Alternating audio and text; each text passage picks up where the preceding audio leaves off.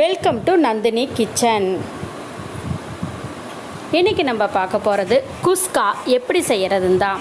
இதுக்கு தேவையான பொருட்கள்: பாஸ்மதி 2 கப்பு, எண்ணெய் 3 டீஸ்பூனு, வெண்ணெய் 3 டீஸ்பூனு, பட்டை 2, ஏலக்காய் 2, பச்சை மிளகாய் 2, பெரிய வெங்காயம் 2, உப்பு தேவையான அளவு, தயிர் 3 டீஸ்பூன், கொத்தமல்லி 1 கொத்து, புதினா 1 கொத்து, கடலைப்பருப்பு 1/4 கப்பு, கிராம்பு 2, இஞ்சி பூண்டு பேஸ்ட்டு 3 ஸ்பூன், தக்காளி 2,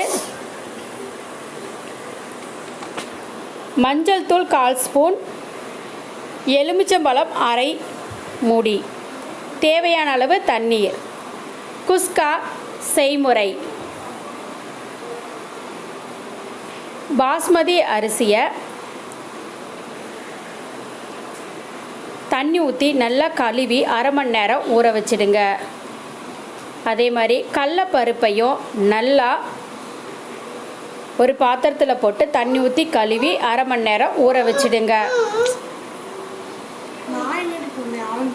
ஒரு குக்கரில் எண்ணெயை ஊற்றி நல்லா சூடு பண்ணுங்க.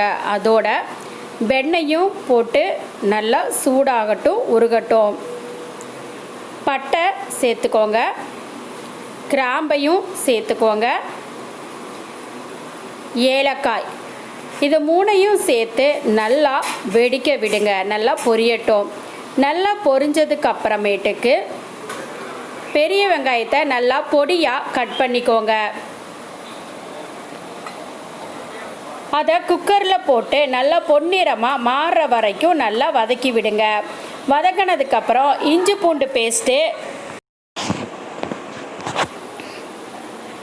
தக்காளி பொடியாக கட் பண்ணி இதோட சேர்த்துக்கோங்க. இப்போது மஞ்சத்தூள், பச்சை மிளகாயும் பொடியாக கட் பண்ணி இதில் சேர்த்துக்குங்க. கொத்தமல்லி தலையும் சேர்த்துக்குங்க. புதினா சேர்த்துக்கோங்க. தயிர் சேர்த்துக்கோங்க.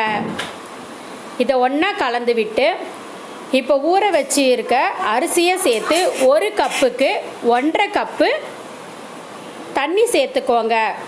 1/4 கப்பு பருப்புக்கு அரை கப்பு தண்ணி சேர்த்துக்கோங்க. இதில் நீங்கள் தேவையான அளவு உப்பு சேர்த்து நல்லா கலந்து விடுங்க.